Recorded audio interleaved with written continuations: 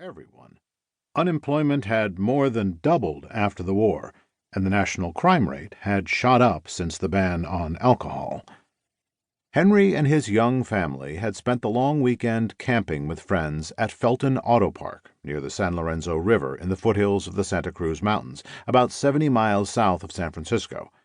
Now Henry, a thin-lipped 36-year-old with intense brown eyes, was piloting the family's yellow Premier toward their little flat at 1540 Vallejo Street on the slopes of the residential Russian Hill. The car's gleaming wheel arches caught the fading light. Its soft roof was up, and the thick fabric rippled in the breeze. Henry's wife, Anna, sat beside him on the front bench seat. She was 34, with jet-black hair, pale blue eyes, and a kind, nervous smile. Their children, 8-year-old Henry Jr. and 3-year-old Helen, were asleep in the raised back seat of the vehicle. When he turned his head, Henry could just make out their golden hair poking out from under a blanket. It had been a successful trip, certainly less explosive than some of the couple's previous weekends away. In court later, Henry described the 4 days at Felton as a kind of pastoral idyll. The men fished in the river and played horseshoes. The women sat and talked and sewed, with their eyes on the menfolk. They swam and smoked and lay on blankets in the sun. Each morning, while Anna slept, Henry walked down to the river with his daughter on his shoulders and his son by his side to fetch water. He returned, swinging a bucket and singing. As his children frolicked around the camp stove, Henry boiled water for the coffee and fried eggs and bacon for breakfast. On the Sunday, he whipped up an eggnog and carried it into the tent for his wife.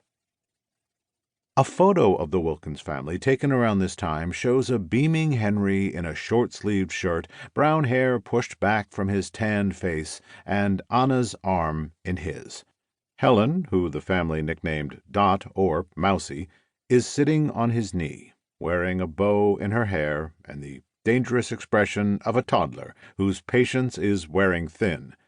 Sturdy little Henry Jr. stands grinning in the background, a small arm resting protectively on his mother's shoulder.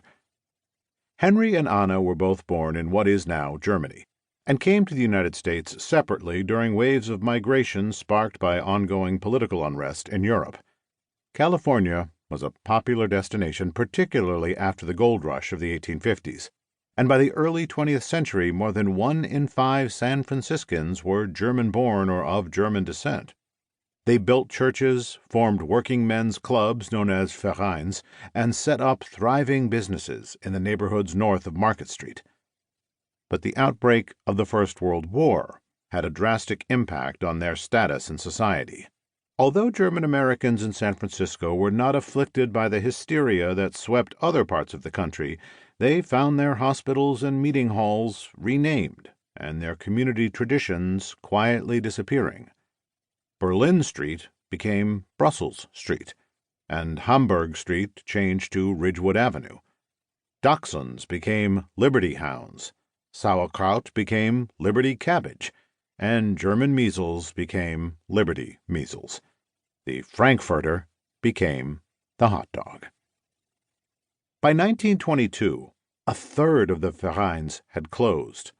Some Germans continued to keep and maintain the old traditions after the war, but many of them, along with their children, used this period as an opportunity to fully assimilate into the American mainstream, writes Stephanie E. Williams in The Argonaut. The war forced Germans to choose between their ancestral homeland and their adopted country. Most chose America. Henry first arrived in the United States in 1905, too late for him to shed his strong accent. He was born on July 25, 1885, to Heinrich Wichen and Anna Longuet from Travemünde, a beach town and ferry port on the Baltic Sea. He initially settled in Bridgeport, Connecticut, where he worked as a machinist at the Locomobile car factory. After a year back in Germany in 1907, he moved to California in 1910 and had a string of jobs at factories and garages in and around San Francisco. Jenkins Machine Works, American Can Company,